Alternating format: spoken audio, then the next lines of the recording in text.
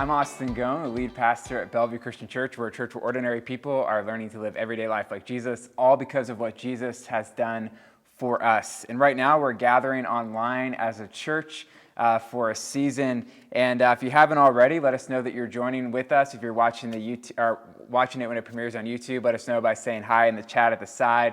If you're new here, maybe joining our church for the first time this morning because a friend or a family member or a neighbor invited you, or you just saw it on our church sign, let us know by going to bellevuechristian.church/new, and that will let us know that you were here, that you were with us, and that we can follow up with you a little bit. If you need prayer at all during the service, we know this is a time where people are in need of prayer. We have a prayer team that's ready to call you and pray with you, or just simply have your prayer requests added to our prayer list, whatever your preference is. And you can do that by filling out a short form at bellevuechristian.church/prayer. Today, Justin Langston is going to be leading us in worship. As usual, we'll have an opportunity to take communion and prayer, so make sure you have anything you need for communion ready. We're going to be in the third week of our 7-week series on the most influential prayer in history, also known as the Lord's Prayer. And at the end, we'll have some more announcements, including one more interview with our final new staff member for this season. So why don't you go ahead and stand or sit or raise your hands, whatever posture you prefer, and join us for worship.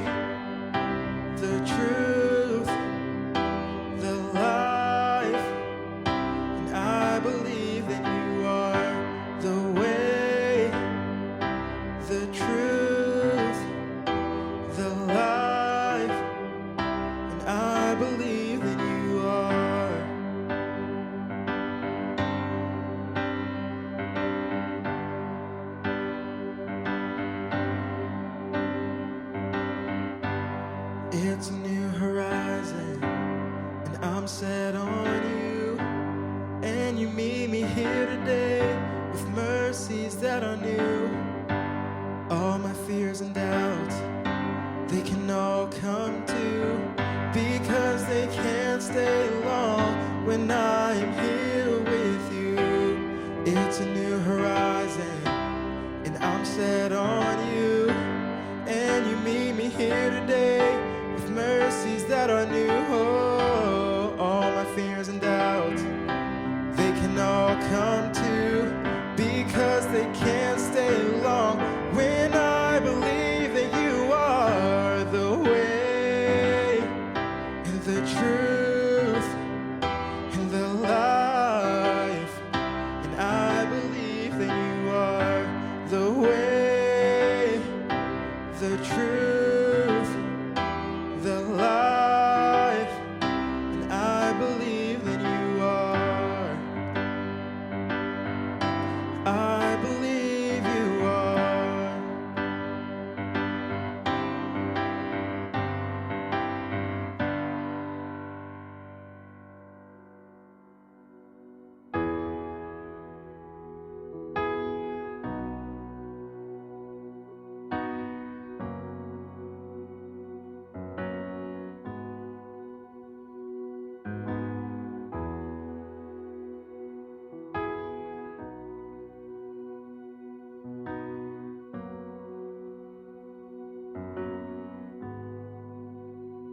If I'm being completely honest, this week has been really tough for me.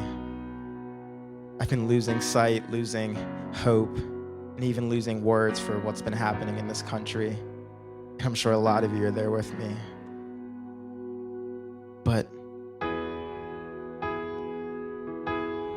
even through that, I know that God's with us. It's just taken me a while to realize that. I've been struggling this week with trying to sing these songs and trying to worship to them, trying to praise to them, and trying to declare the truth to them. But something I realize is that our praise will pierce through the pain. Our praise will pierce through the anger and make room for God to enter in.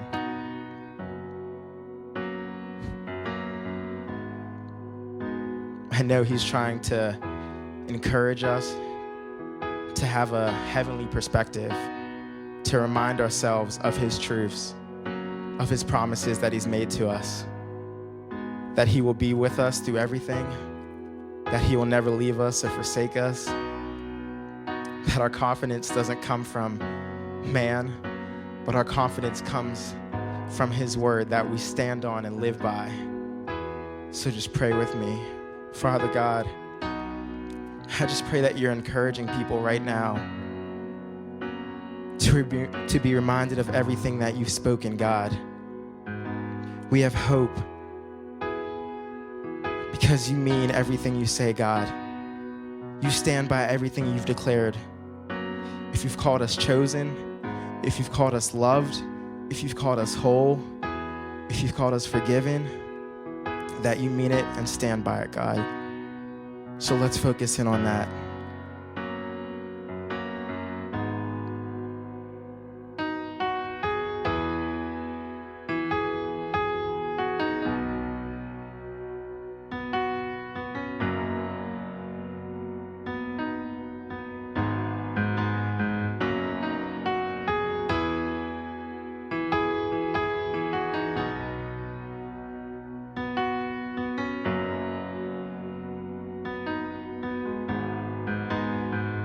You are here, moving in our midst. I worship you, I worship you. You are here, working in this place. I worship you, I worship you. You are here, moving in our midst. I worship you, I worship you. You are here, working in this place. I worship you, I worship you. You are waymaker, miracle work, promise keep, light in the darkness. My God, that is who you are. Waymaker, waymaker, miracle worker, promise keeper, light in the darkness. My God, that is who you are. You are here and touching every heart. I worship you, I worship you. You are here, healing every heart. I worship you, I worship you. You are here, turning lives around. I worship you, I worship you. You are here, mending every heart. I worship you, I worship you. And you are waymaker, miracle worker, promise keeper, light in the darkness. My God, that is who you are. You are waymaker, miracle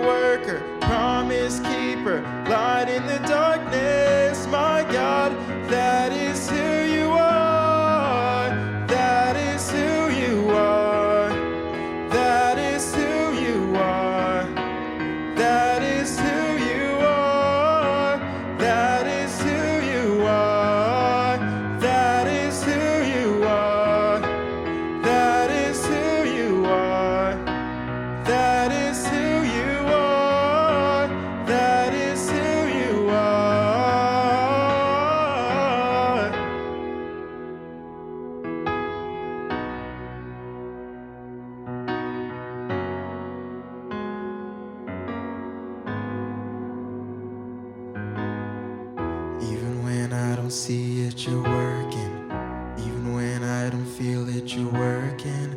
You never stop working. You never stop working. Even when I don't see it, you're working. Even when I don't feel it, you're working. You never stop working. You never stop working. Even when I don't see it, you're working. Even when I don't feel it, you're working. You never stop working. You never stop working. Even when I don't see it, you're working.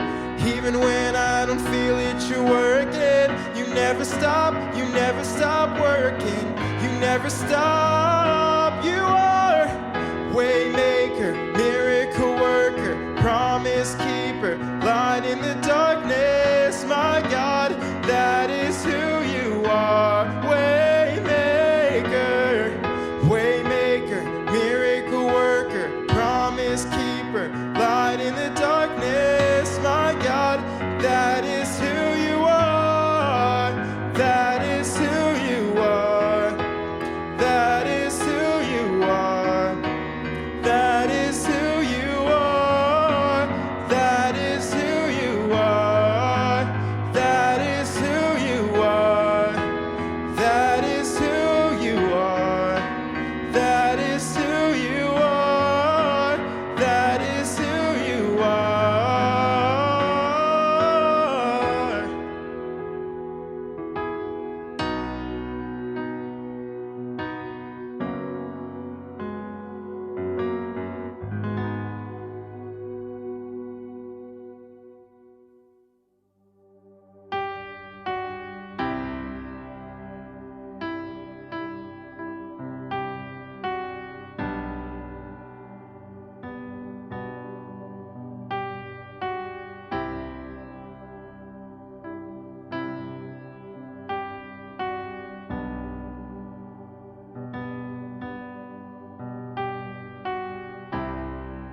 Walking around these walls, and I thought by now they'd fall,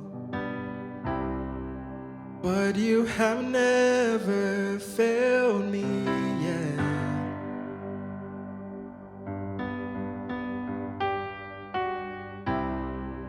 Waiting for change to come, knowing the battle's won,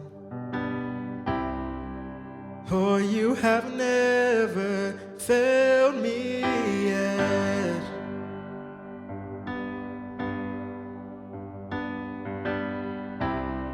Your promise still stands. Great is your faithfulness, your faithfulness. I'm still in your hands. This is my confidence. You've never failed me yet.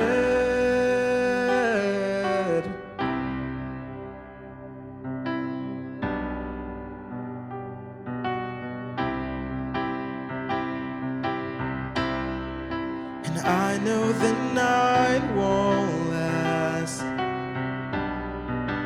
Your word will come to pass, and my heart will sing your praise again. Sing, Jesus, you're still enough. And Jesus, you're still enough. Keep me within your love. Oh, my heart will sing your praise again.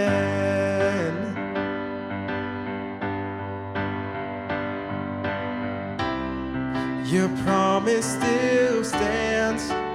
Great is your faithfulness, your faithfulness. I'm still in your hands. This is my confidence. You've never failed. Your promise still stands. Great is your faithfulness.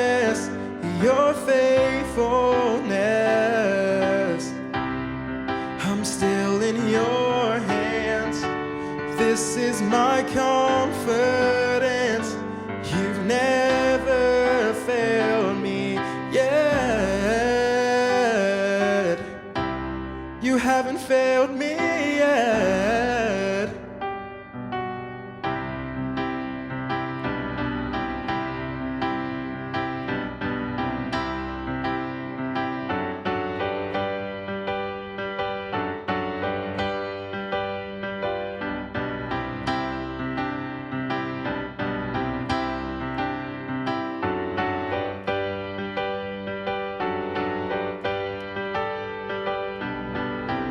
I've seen you move the mountains, and I believe I'll see you do it again. You made a way when there was no way, and I believe I'll see you do it again. I've seen you move the mountains, and I believe I'll see you do it again. You made a way when there was no way, and I believe I'll see you do it again. I'll see you do it again.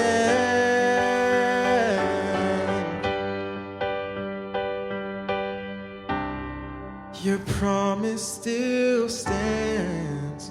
Great is your faithfulness, your faithfulness. I'm still in your hands. This is my confidence. You've never failed me yet.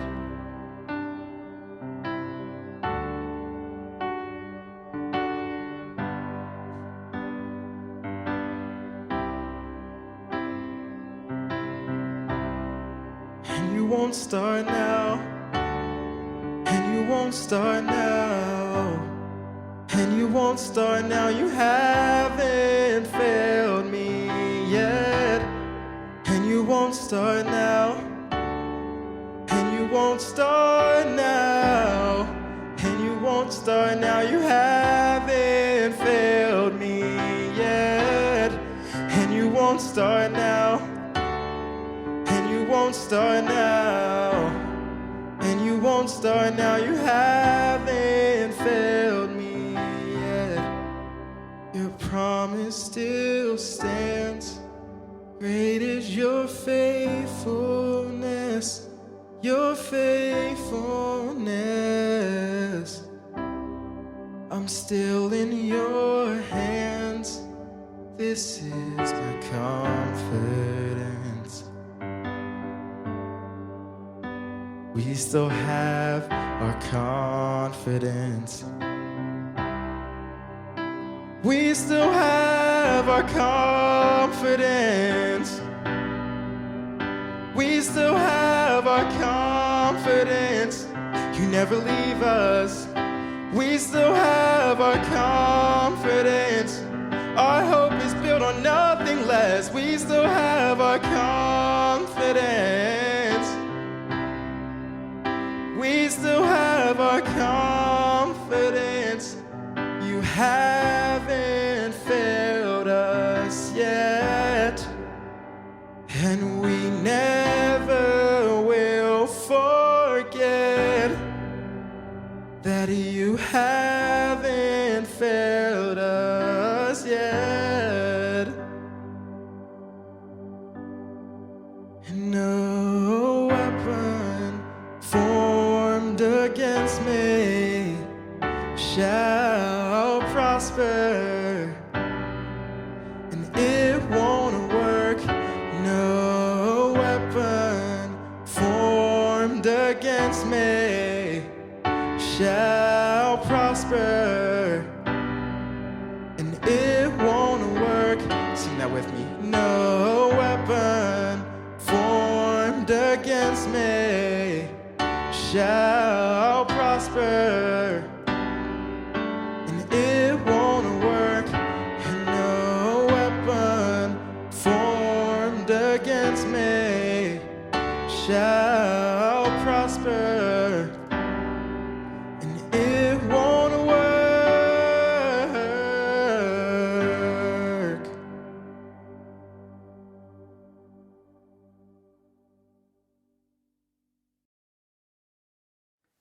On Monday, this past week, President Trump posed for a photo in front of St. John's Episcopal Church in Washington, D.C.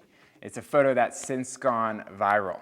And I'd show it, but I'm trying not to break copyright restrictions, so you can go look it up on your own. But if you haven't seen it, here's the details of the photo itself, at least what you see in the photo. He's in front of a 204-year-old church across the street from the White House that's hosted presidents for worship since James Madison. The windows of the church are boarded up to protect it from further damage after it had been damaged in protest the previous night with a fire that had started in the church and with graffiti on the building itself when peaceful protest took a turn. And he's holding a Bible in the air, somewhat like this. And it's a Revised Standard Version with a red ribbon bookmark hanging out from the bottom. And when a reporter asked him if it was his Bible, he said it's a Bible.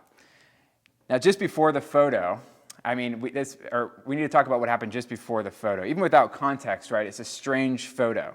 But it's the details surrounding the photo that make the picture a little bit more clear, that help us widen the frame a bit on the photo. Over the course of the past week, the details around this photo have been clarified in a number of articles across every end of the news spectrum, some of which were initially wrong, some of those details. But here's what we know.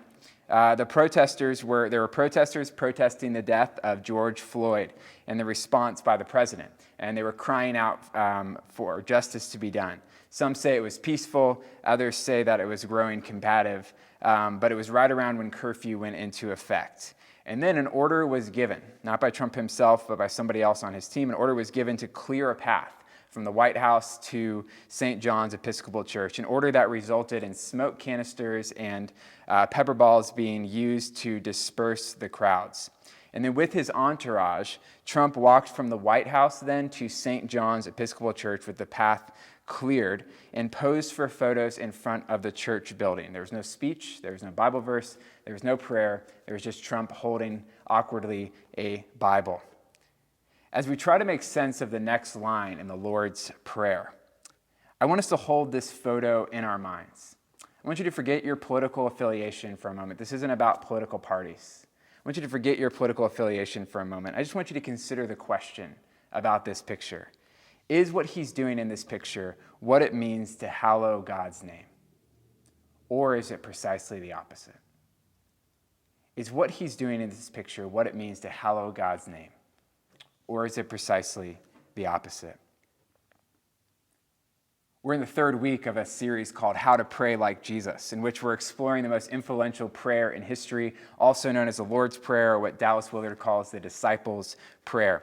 In the opening week, what we said is that the Lord's Prayer is a simple how-to guide for how to pray. There's so many levels to it that we can unpack, which is why we're giving a sermon to each line of the prayer. Last week, we talked about the line, Our Father in Heaven. And we talked about how what comes into your mind when you think about God is one of the most important things about prayer. And how that line, Our Father in Heaven, is an orientation that reminds us who we're praying with, right? It's not just my Father, but it's our Father. Who we're praying to. We're praying to our Father. And where we're praying to. We're praying to Him in heaven. It's a reminder that prayer is communal and relational and multi-dimensional. This week, we're considering what I think is probably the most difficult line of the prayer to understand. And it's the line, Hallowed be your name.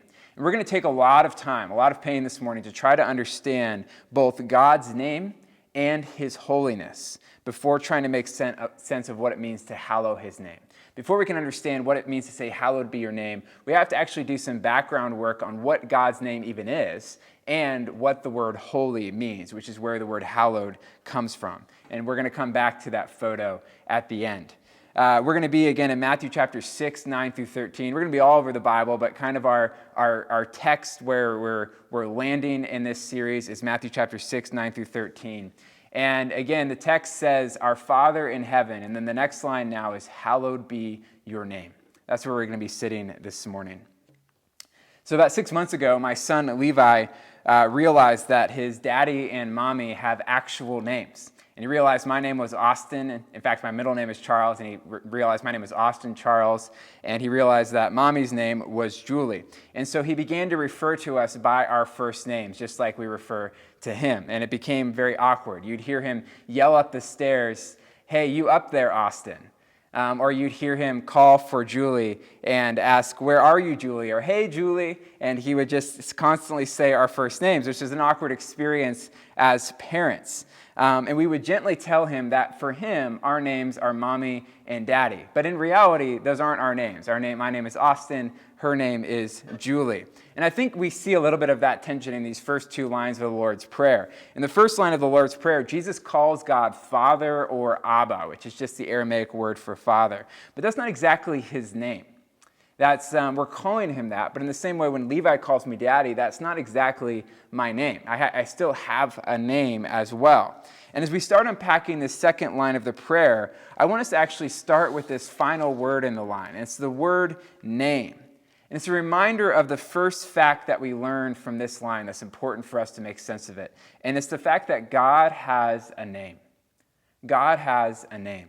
In fact, there's a whole book by John Mark Comer, a pastor in Portland, with that title, God Has a Name. But in the first part of the sermon, I want us to explore now God's name, specifically three aspects of what having a name means. And we're going to look at it through three scenes in the life of Moses where we're seeing more levels to what it means that God has a name. Now, if you're unfamiliar with Moses, Moses is the primary figure in the whole book of Exodus, which is the second book of the Bible. He was a Jew who was raised in Egyptian royalty, who eventually was the person that God used to rescue the Jews from slavery in Egypt and begin their journey to the promised land. And he was also pivotal in shaping their theology. The first 5 books of the Bible are ascribed to him. But there's 3 things that I think are important about names that show up in 3 scenes with Moses. And the first is this, is that a name is about recognition. Recognition. A name can distinguish you from other people. When you meet someone, you say, "Hey, my name is," and you introduce yourself. Or you're writing an email to someone for the first time. You say, "Hey, my name is, and here's where I work," or "Here's what I do." Your name distinguishes you from other people. I'm not Justin, as some people in our church continue to call me. I'm, in fact, Austin, right? And that is what distinguishes me from other people. Now, there are other people called Austin, and middle names help with that, and last names help further distinguish me from all the other Austins in the world, but all the other names that people might have. Or if you're trying to get someone's attention, right? What do? You yell their name in a crowd so that you can separate them from everybody else and say, "I'm not talking to any of you, I'm talking to this one person." So you yell out their name. And that's what you see happen in this first scene with Moses. You have this moment where God is giving his name, how you can recognize him, how you can distinguish him from all the other so-called gods.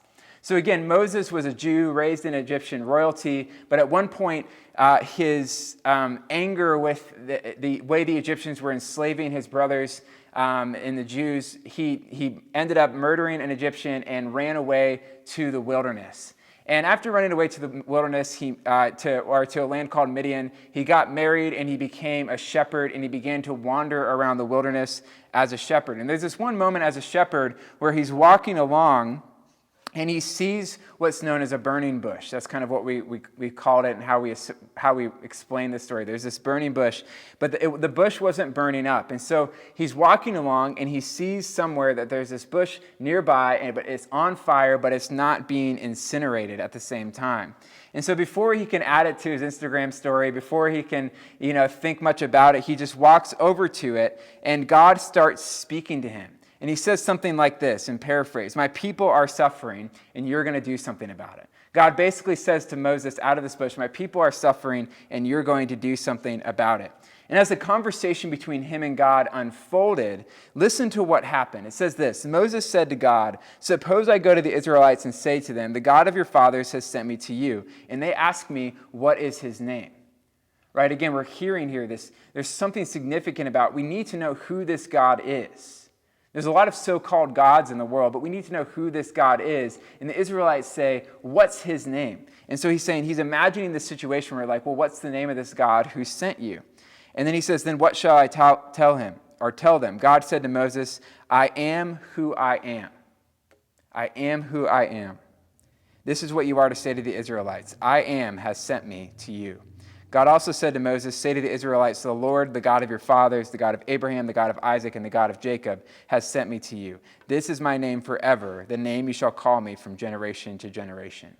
Again, Moses wants to know how he'll distinguish this God that he's now met at this burning bush that isn't incinerating, this voice that he's heard, how he'll distinguish this God from all the other so-called gods of Egypt or the so-called gods of Canaan, gods like Molech or Baal. We find that this God has a name, and he tells him his name, and he says, my name is I am who I am. And if you're confused by that, you're probably feeling what Moses was as well, where you're like, I don't feel like you've told me a whole lot about yourself. You basically just said, I exist, right? Or I am who, or I will be who I will be. It's hard to get a sense of what he's getting at, but God just kind of leaves it at that. It's 4 letters in Hebrew. We pronounce it Yahweh, but we really don't know how to pronounce it because the original 4 letters were just consonants and they don't actually have vowels. And so the actual pronunciation has been lost to us. But in fact, when you see the word Lord in the Bible and it's written in all caps, usually the L is a full cap and then the next 3 letters are kind of lowercase capital letters at the same time. That's actually referring to the word behind that word Lord is this word Yahweh. But the word itself tells us very little about who God is. It doesn't reveal much about him, but he will reveal more later, and we'll talk about that in just a second. But the first thing then is recognition. The first thing about a name is recognition. It's helping you distinguish this person or this God from everybody else. The second thing about a name that's significant is the way it has to do with someone's reputation. A name can gain its own reputation. I remember in my high school European history class at Northgate, my teacher told us at some point, if you ever meet somebody with the last name Habsburg, make sure you marry them. And his point was that anybody with the last name Habsburg usually comes from money because the name Habsburg has become associated with money. And so again, that name had gained a reputation. Or think about the way that, let's say there's 4 siblings that go to Northgate School District, and they all go to the school a couple of years apart. And the first one is constantly getting detentions, constantly getting in trouble. And then the second student comes along, and they're constantly getting in detention, constantly getting in trouble. Third student comes along a year later, constantly getting in trouble, constantly getting detentions. And then the 4th student comes along, and the teacher sees that student, and they see their name on the roster, and they see their last name. What's going to happen? They're going to jump to conclusions about this student based on how 3 other students with the same last name have been acting. The name now has gained a reputation. For those of you who grew up in the age of great Adam Sandler movies in the 90s, this is what happens with Billy Madison, with the O'Doyle family. He sees how that last name becomes associated with a very particular kind of person. But this is the idea. This same idea shows up with Moses in another scene. There's a scene where Moses is on Mount Sinai and he receives something called the 10 Commandments. And so the Hebrews have now escaped slavery in Egypt. They're now wandering through the wilderness. Moses is up on a mountain and he's given these commandments that are meant to guide their life together. And God opens by reiterating his name. And he says this, I am the Lord your God who brought you up out of Egypt and out of the land of slavery. And then he begins to list out these commandments, these guidelines for the life of Israel. And the 3rd commandment is about his name. Listen to what it says. It says, you shall not misuse the name of the Lord your God, for the Lord will not hold anyone guiltless who misuses his name. Different translations say, this is the one that says, do not take the Lord's name in vain. That's what this one is getting at. And when I was growing up, I thought really you were fulfilling the heart of this command if you just didn't say things like, oh my God, or you didn't use the word Jesus Christ outside of a worship context, or when you were angry or something like that. And I felt like if I did that, I wasn't guilty of taking the Lord's name in vain. And that's somewhat true. Those are good things to do. But the reality is, not taking God's name in vain, not misusing his name, is about more than that. It's ultimately about not soiling, not ruining, not dragging his reputation through the mud. If you're going to attach yourself as a person to this Lord, to this God, to Yahweh, what he's saying is make sure that the way you're living points people to the greatness of that God rather than points them away from him. Because again, someone's name carries a reputation. And he doesn't want his people who are called by his name going out and dragging his name through the mud by acting just like everybody else in their cultural moment. That's what it means to misuse the name of God. So the second thing then is about reputation. Recognition, reputation. And the third thing about names is revelation. A name can reveal something about you. A name can tell people something about you. In our own culture, we tend to pick names for very arbitrary reasons. I'm pretty sure, I don't know why my name is Austin, but I'm pretty sure it's because it was a very popular name in 1989. But ancient cultures saw names as a window into a person's character, in their story, in their personality. In fact, there's a whole story in a name. If you just pay attention to the use of names in the Old Testament, they told you something. Like the name Abraham, it means father of many nations, right? There's this idea, there's whole stories wrapped up in somebody's name. When we chose Levi's name, we tried to put this into practice, but we ended up failing to pick a name until the day that Julie went into labor.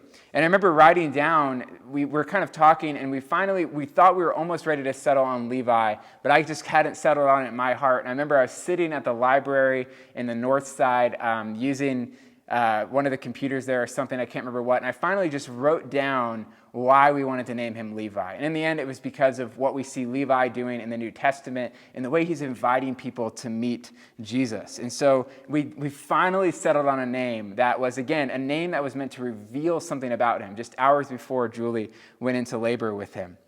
And so while God's name is simply I am who I am, which we translate as the Lord, there's another scene where God expands on his name a little bit more. And he gives us a little bit more about what kind of things, what kind of character traits are meant to be associated with his name.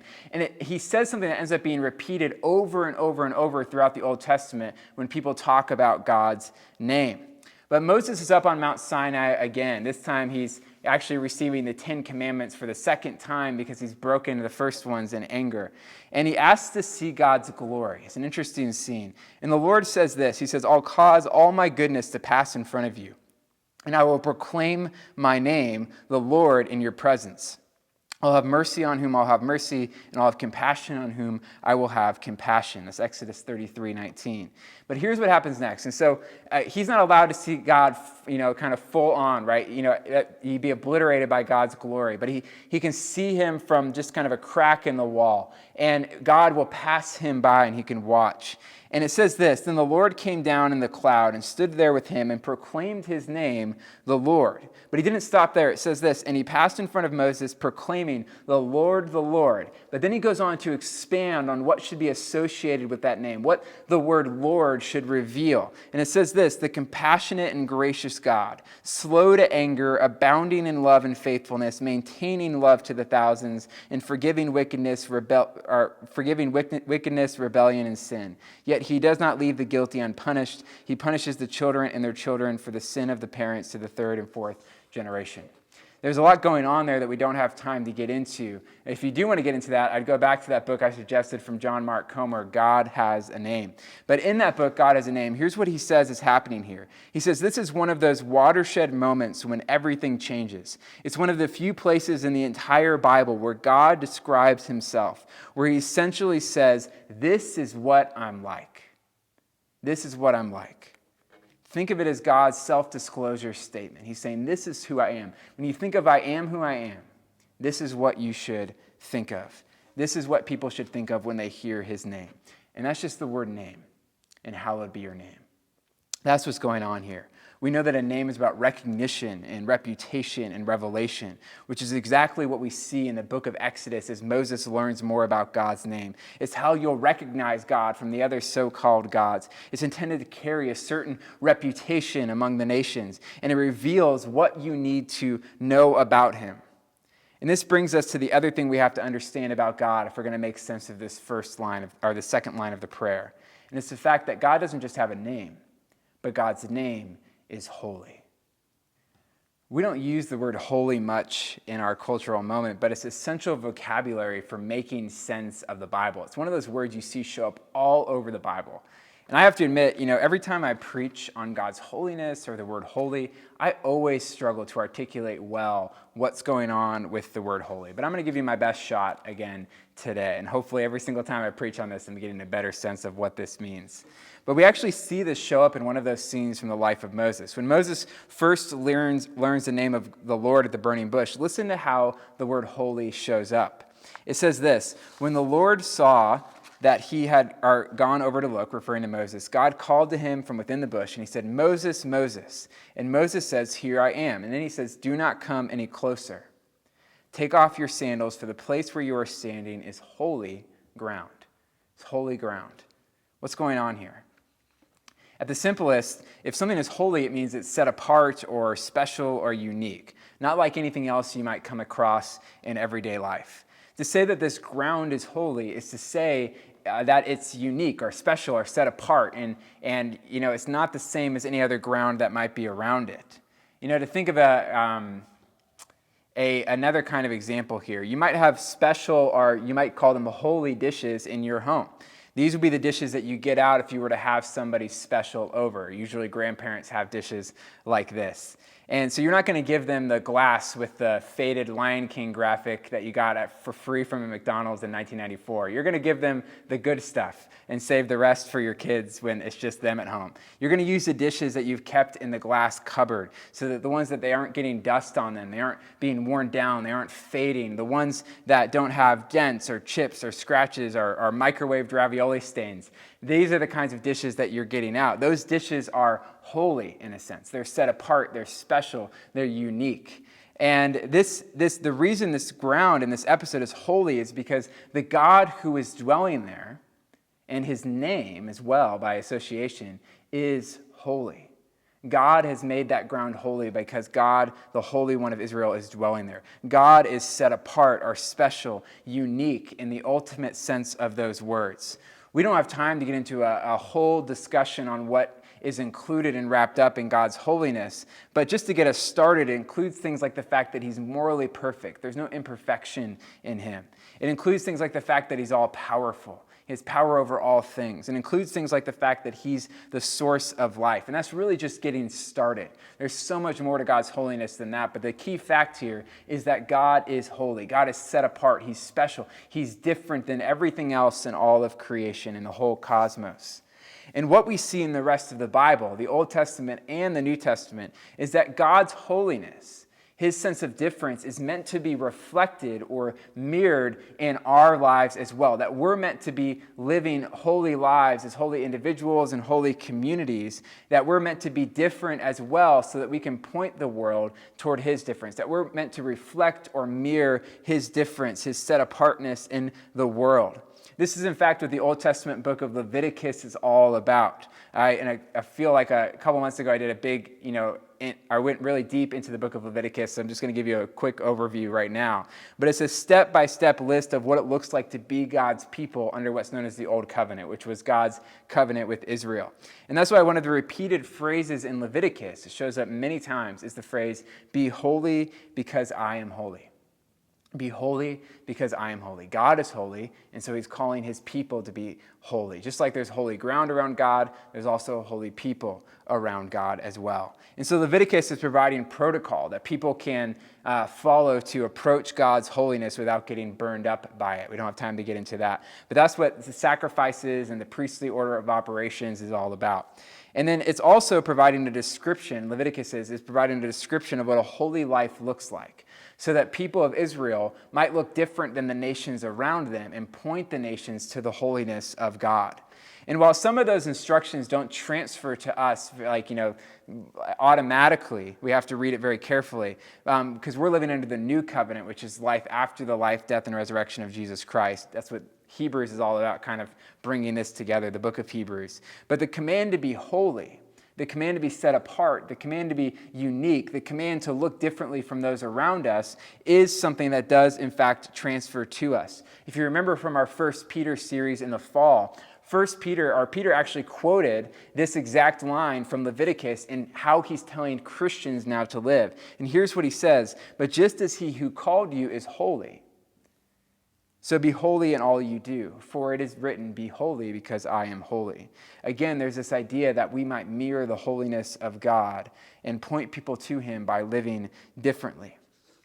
Again, it's not easy to talk about holiness. Holiness it includes a lot of things, and it's on the edges of language. Here's what John Piper, in a sermon from over 30 years ago, from 1984, says, and we'll stop here with holiness before moving on. He says, well, the word holy is a little boat in which we reach the world's end in the ocean of language. The possibilities of language to carry the meaning of God eventually run out and spill over the edge of the world into a vast unknown.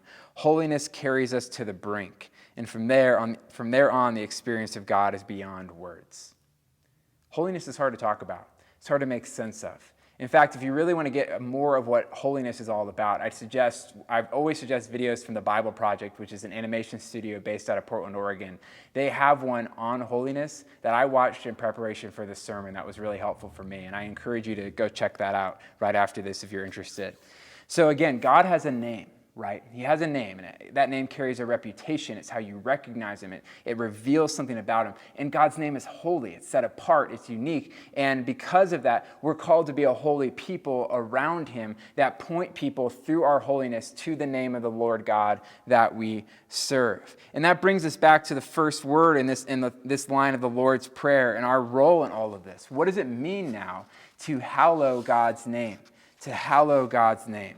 To hallow something is to keep it holy. It's like the verb form of holify something. If you try to make a verb out of or a word out of holy, it's to set apart, to make something special, to make it unique, to make it different. That means at its core, to hallow God's name is something like to keep God's name holy.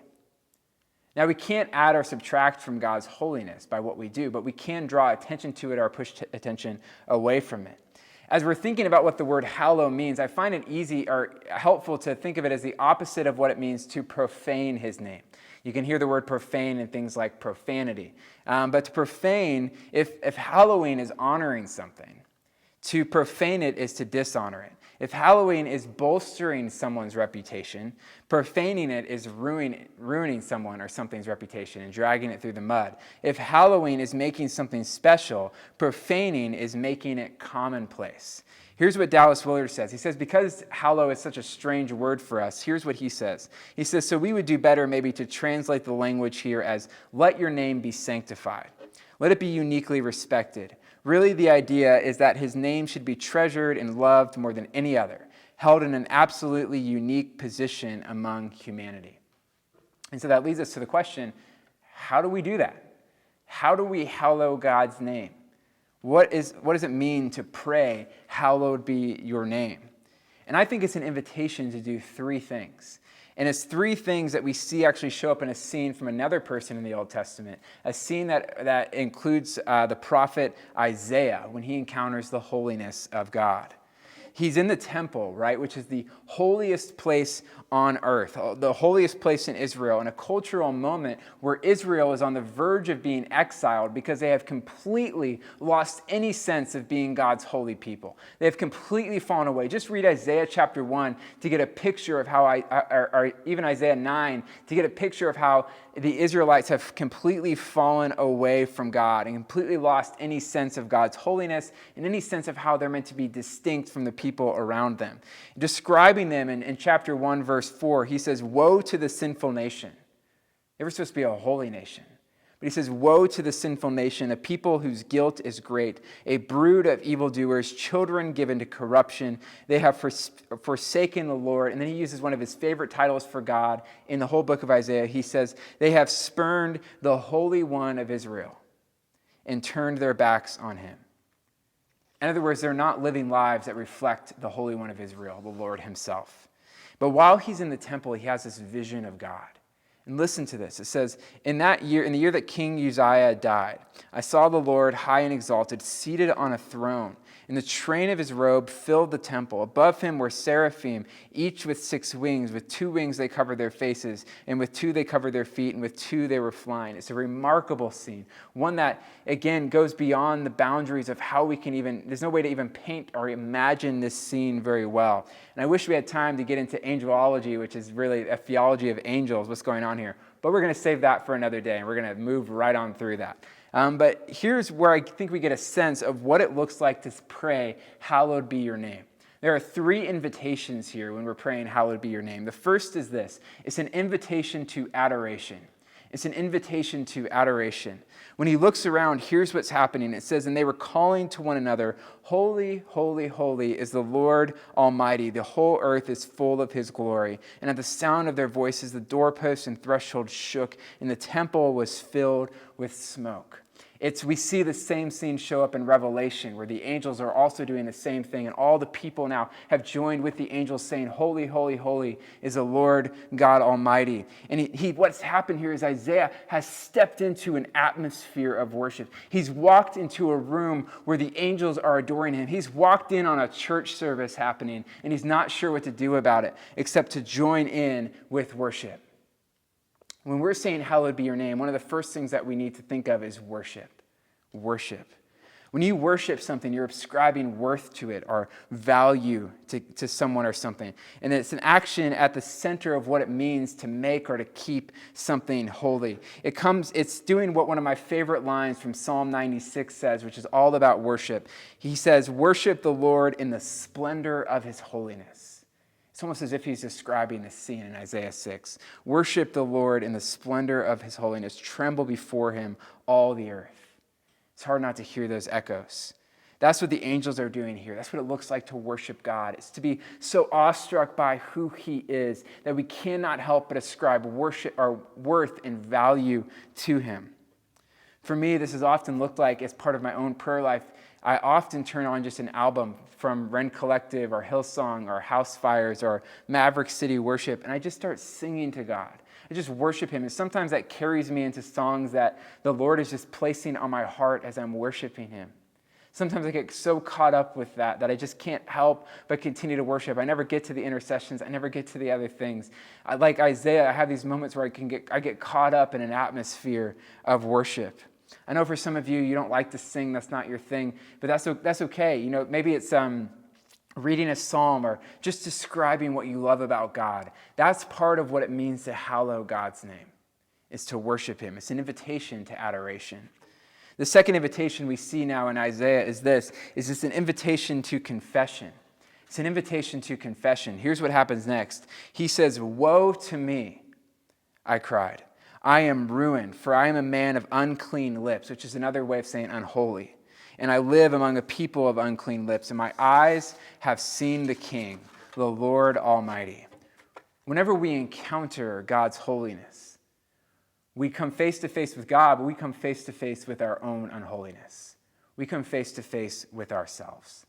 That's what's happening to Isaiah. Every time we say, hallowed be your name, we're forced to ask ourselves, how have I failed through my life to hallow God's name today? How have my behaviors failed to draw attention to God's holiness? How, like Israel, have I walked away from God, completely losing any sense of his holiness and distracted the world from God's holiness rather than drawn attention to it? Remembering if hallowing God's name means giving God a good reputation among our friends and neighbors, that means that living a holy life is one of the main ways to hallow God's name. We often think of, again, as worship as just singing, but worship has a lot to do with how we live our lives. Hallowing God's name isn't just saying, hallowed be your name, holy is your name, over and over in prayer. It's living a life that screams that I serve a holy God. It's living a life that screams, my God is the Holy One of Israel. It's not just telling him he's holy. It's living in such a way that people must say they must follow a holy God. But what I love about what happens here is that this isn't just about your own unholiness. It's not just about the unholiness that you're directly responsible for. What I love about this passage is Isaiah confesses not just his unholiness. He doesn't just say, woe is me, for I am unclean. He says, I am part of an unclean people. I am part of an unholy nation. He stretches out the boundaries of his confession beyond just his own heart to include the sins of the people around him, to say that, yes, I might not be directly responsible for the injustice happening around me, but that is still my sin nonetheless. That is still my sin to confess. This goes back to that first word in the Lord's Prayer, the word our, not my. We aren't just confessing my sins, but we are taking responsibility for our sins. even if we don't feel like we're directly involved in them, even if he wasn't responsible for the injustices that were being perpetrated by his nation's leaders. Which, if you read through Isaiah, one of the main things you see is him calling out his leaders on injustices that they are advocating and they are encouraging and they are leaving room for, and not listening to the cries of those who are crying out for justice. He's confessing sin that doesn't even belong to him. And I think we need that right now. So I was reading this passage, just kept coming back to this idea that we live in a cultural moment where injustices have become so clear to us. And it's easy to say, well, that's not my problem. That's not my injustice. That's not my thing. That's not my sin. That's not something I'm responsible for. Don't attach me to that. But if we're doing what Isaiah is doing here, that means that we're confessing like him. That means we're saying that we're the knee that sat on George Floyd's neck for 9 minutes. We're the person that's responsible for countless other experiences that are very similar. We're the hand that set fire to police cars and buildings. We're the entourage that dispersed protesters with pepper and smoke. We're the finger on the spray can destroying businesses, and the list goes on, but the point remains that is our guilt. We hold on to that. That is not just somebody else's, that's our unholiness. And that when we come before the Lord and we encounter his holiness, we have to come face to face with our own unholiness and the unholiness of the community and the culture around us. We can't separate ourselves from that. And when he does that, he experiences radical forgiveness. It says, "And one of the seraphim flew to me with a live coal in his hand, which he had taken with tongs from the altar. With it he touched my mouth and said, 'See, this has touched your lips, and your guilt is taken away, and your sin is atoned for.'" It's a picture of what God has done for us in the cross of Christ. There's more we could talk about with that, but we'll save that for confession and forgiveness in a few weeks when we talk more about what does it mean to forgive our sins as we forgive those who sin against us. So it's an invitation to adoration. It's an invitation to confession. And it's an invitation to mission when we say, "Hallowed be your name." Finally, listen to what happens. He says, "Then I heard the voice of the Lord saying, 'Whom shall I send? And who will go for us?' And I said, 'Here I am,' or 'Here am I, send me.'" To hallow God's name, when we say, "Hallowed be your name" in prayer, it means a willingness to be sent out that others might hallow his name as well. It means a willingness to live holy lives and to call God's people, to call the people around us back to lives of holiness that draw attention to God's holiness. It's saying, "Lord, let me be a person who displays your holiness and calls people to your holiness." It's asking the question, where isn't God's name being hallowed yet? And saying, "God, I am willing to go to those places. I am willing to say something, to do something that your name might be hallowed." And again, one of the primary ways that we draw attention to God's holiness is by living holy lives, living in such a way that it gives God a good reputation among our friends and family and neighbors. As 1 Peter says, he says, "Live such good lives among the pagans, that though they accuse you of doing wrong, they may see your good deeds and do what? Glorify God on the day he visits us." When we pray, "Hallowed be your name," it's an invitation to adoration. It's an invitation to confession. It's an invitation to mission, that other people might begin to hallow God's name, to worship a holy God with our words, to confess where we're unholy, and to make his holiness known among our friends and neighbors. You still have that picture in your head. The picture we opened up with. The picture of our president holding up a Bible that doesn't belong to him in front of a church that he doesn't attend. At the beginning I asked, is this what it means to hallow God's name? Or is it precisely the opposite? I'm guessing I don't have to tell you my answer right now. I will, because I think the Bible has done it for us. If hallowing God's name is about living in such a way that you've given God a good reputation among the nations, then what our president did here is precisely the opposite. Hallowing God's name isn't about holding up a Bible in front of a church after dispersing people who are protesting an injustice, even if you disagree with the ways that they're going about it. It's about doing what the Bible says. And if he's wondering what that is, if you're wondering what that Bible says that he's holding up, here's what Isaiah says in the Bible that he's holding up in front of a church. It says, when you spread out your hands in prayer, I hide my eyes from you. Even when you offer many prayers, I am not listening. Your hands are full of blood. Wash and make yourselves clean. Take your evil deeds out of my sight. Stop doing wrong. Learn to do right. Seek justice. Defend the oppressed. Take up the cause of the fatherless. Plead the case of the widow. Instead of bolstering God's reputation among the nations, our president dragged it through the mud in an empty religious act that reduced God to a campaign prop. And I call him to repent. That is not hallowing God's name. That is not a name that does not make other people want to be associated with that name. I saw another picture this week, though, that felt a little bit closer to what it means to hallow God's name. There's a picture of a priest in Pittsburgh in his full cassock praying downtown with anybody who wanted to pray. And as I looked closer, I saw that it was someone I know, a friend of mine from seminary. My question is, what do you think that did for God's name?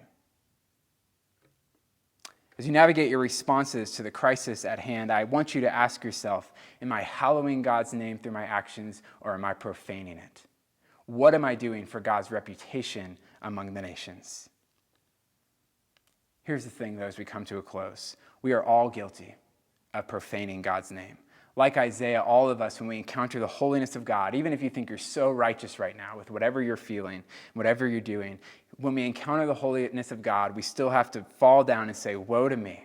I am ruined, for I am a man of unclean lips, and I live among a people of unclean lips, and my eyes have seen the King, the Lord Almighty. But here's what God has done for us. In his mercy, he has stretched out his hand. He has sent his son Jesus to take away our guilt, to have our sin atoned for, not by pressing a coal against our lips, but by allowing Jesus to be nailed to a cross, so that our guilt could be atoned for, so that our sins could be made right. He was put to death so that we could be made holy, so that we could be called saints, so that we could be called holy ones, so that we can stand in God's presence without being obliterated, and so that we can be his holy people.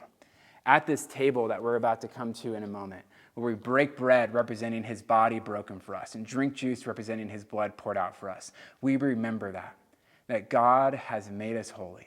He has called us to live now holy lives that hallow his name in everything that we do. As we prepare to take communion, let's say again the Lord's Prayer with renewed emphasis on this line. Our Father in heaven, hallowed be your name. Your kingdom come, your will be done on earth as it is in heaven. Give us today our daily bread, and forgive us our debts as we also have forgiven our debtors. Lead us not to temptation, but deliver us from the evil one. I now encourage you to take a few minutes to take communion at home and to give online, and stay with us for announcements.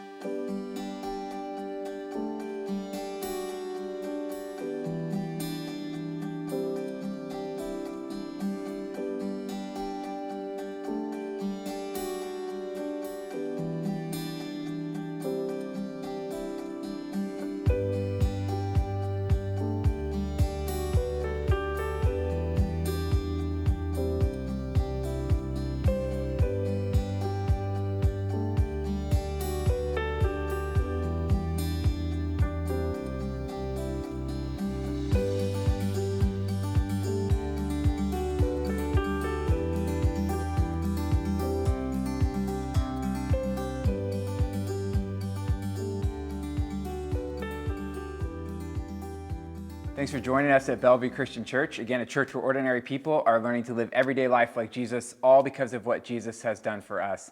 If you need prayer this week, just go to bellevuechristian.church/prayer. If you need care of any kind, our care team would love to reach out to you and see what your needs are and see how we can help. Just send an email to care@bellevuechristian.church. If you are new, let us know by visiting bellevuechristian.church/new to let us know that you were here. We'd love to follow up with you.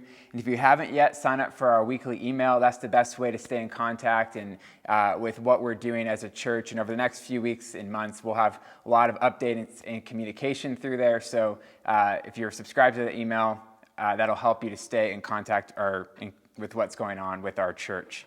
We want to thank a lot of you filled out our reopening survey. In fact, 80 of you took time to fill out our reopening survey, which is, we wanted to get your feedback and your concerns and your thoughts when it comes to reopening our church building, which obviously has been empty for a little while. And because we were able to hear from so many of you, it helped our council make good decisions and discern God's voice when it comes to directing the next steps for our church. And so the council, I just want you guys to know, your council at this church is amazing. They've been working really hard over the past few months with me to discern God's voice and to make a plan that will allow our church to move toward opening our building again.